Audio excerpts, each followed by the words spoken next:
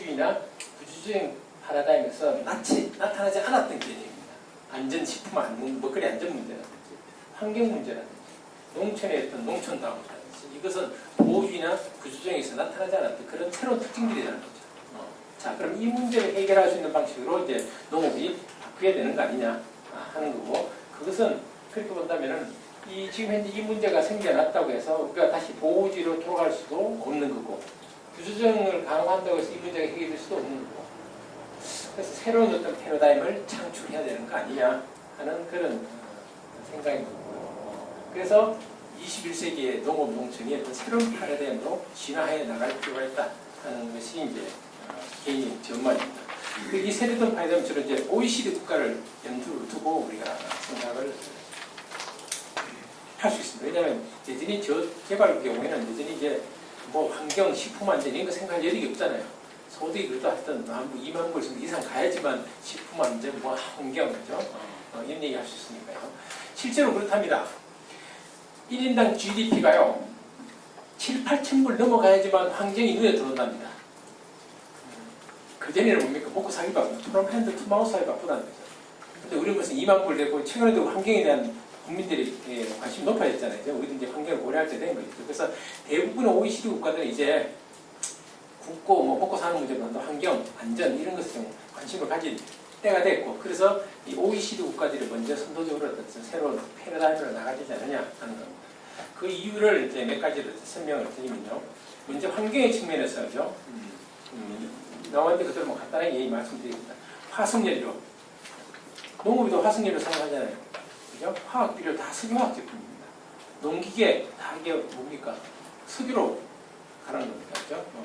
자, 이 방식으로 농업도 비중은 얼마 되지 않지만은 계속 CO2를 발생시키는 이런 방식으로 해야 될 거냐? 문제도 아니겠죠. 다음에 축산. 축산에서 CO2 많이 나온다는 거 아시죠? 메탄이 맞습니다. 메탄. 학자의 연구에 따르면 이런 얘기 있습니다. 전 지구의 소 또는 등등 가축들이 내뿜는 그런 이제 반추동물 같은 많이 나오죠.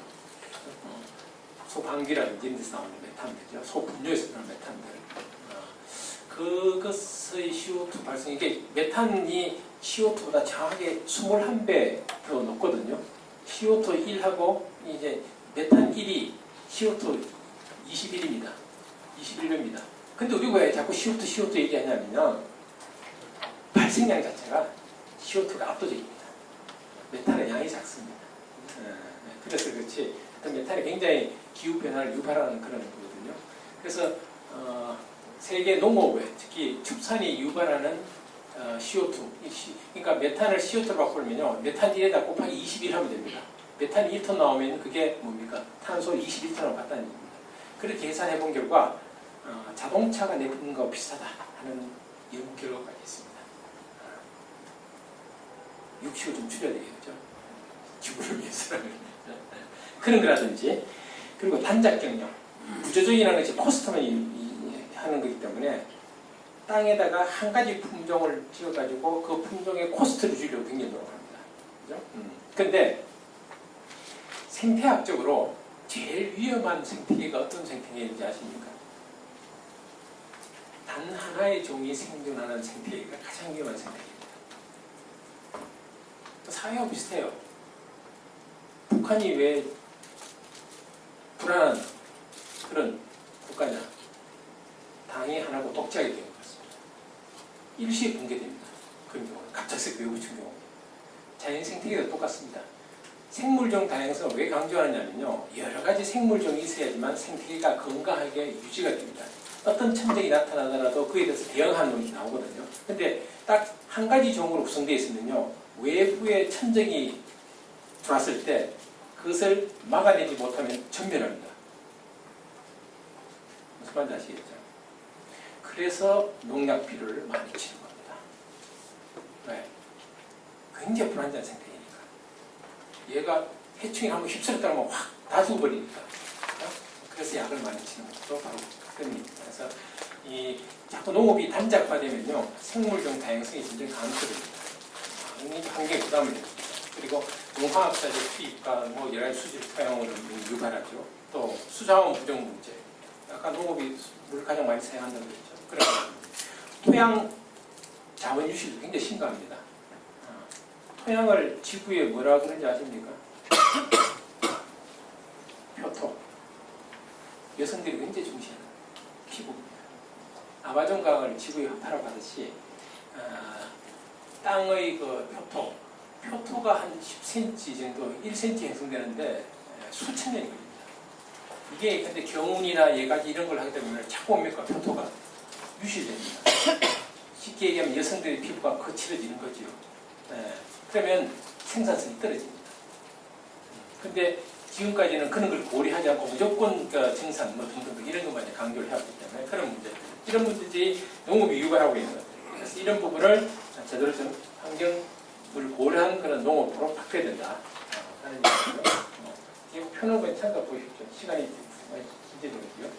그 형평성 구조적으로 인해서 근데 농업이 상대적으로 되게 어렵게 됐잖아요, 그죠?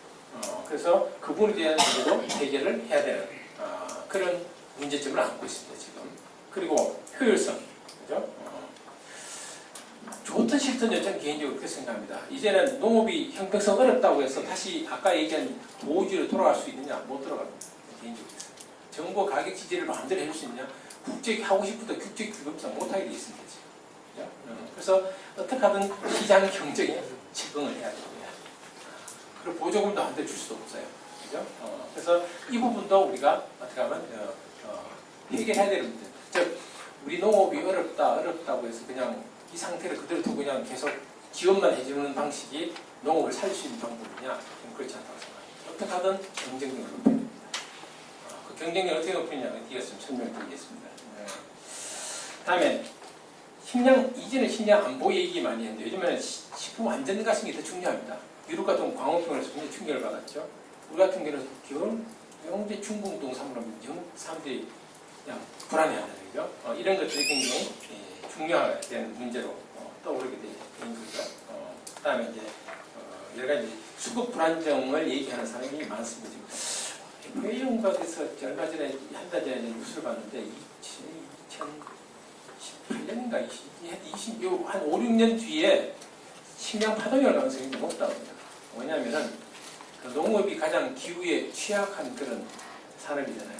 기후 변화가 생겨서 한파, 가뭄, 역시 분갈하게 되면 농산물 생산물이 확 줄어듭니다. 그렇기 때문에 식량 파동이 올 가능성이 많다 이런 거죠. 그러니까 이 부분도 우리가 다시 이제 식량 안보라는 문제도 다시 한번 생각해야 되겠다. 그래서 이런 환경 문제 그리고 식품 안전 이런 것에 중점을 두면서 이제 효율성과 형평성을 고려하는 어떤 새로운 패러다임이 필요한 게 아니냐 하는 거고, 그게 바로 이제 우리가 앞으로 만들어 가야 될 지속 가능한 어떤 새로운 패러다임. 그러니까 보호주의도 아니고 구조조정 패러다임이 아니라 새로운 방식을 만들어 나갈 필요가 있다 하는 거고요. 그래서 이제 어떤 방식으로 만들어 나갈 것이냐 하는 것에 대한 것을 이제 간단하게 이제 특징을 개관해 보면은 다음 표와 같습니다.